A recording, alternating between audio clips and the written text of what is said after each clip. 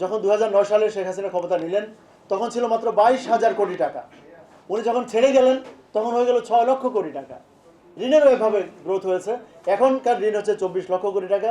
বণিক বার্তা বলছে, business standard বলছে যে 3 বছরেই নাকি আরও 12.5 লক্ষ কোটি টাকা, যদিও বাজেটে বলেছেন যে ঘাটতির পরিমাণ 2,43,000 কোটি টাকা। এটা ভ্রান্ত। মাননীয় অর্থমন্ত্রীকে আমি বলছি, উনি নিজেও জানেন যে আমাদের লোন 2,43,000 কোটি টাকা বাড়বে না।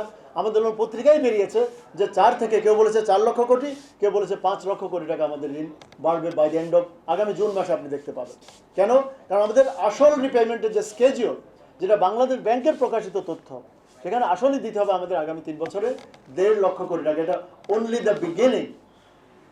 এটা মানে মাত্র শুরু হয়েছে। মানে বিভিন্ন পার্টিতে কনসার্টে ওরা বলে না, we only about to start. So মাত্র খেলা শুরু।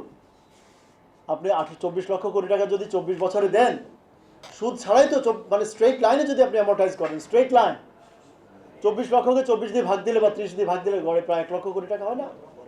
তো এটা তো আপনি তো 1 লক্ষ কোটি টাকা করে আপনাকে আসলে সুদ দিতে হবে। তাহলে এই সরকারের 5 বছর আরও 5 লক্ষ কোটি টাকা ঋণ হবে, আসলের ঋণ। আর সুদের ঋণ হবে আরও 4-5-20।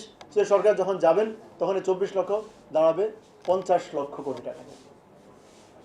আমার হিসাবে আগামী 10 বছরে বাংলাদেশের লোনের পরিমাণ হবে কমপক্ষে 60 লক্ষ কোটি টাকা, এবং সেই 60 লক্ষ কোটি টাকার সুদ হবে যদি 5% ওয়েটেড অ্যাভারেজ ধরে। 5% মোর্শেদ, আমি ধরে নিচ্ছি যে আমাদের ওভারসিজ বিদেশি ঋণের পরিমাণ, সুদের পরিমাণ 0%। তর্কের খাতিরে, যদিও 0 না, এটা 2.5-3, কোথাও কোথাও 6, মিনিমাম 2-2.5 ধরা উচিত।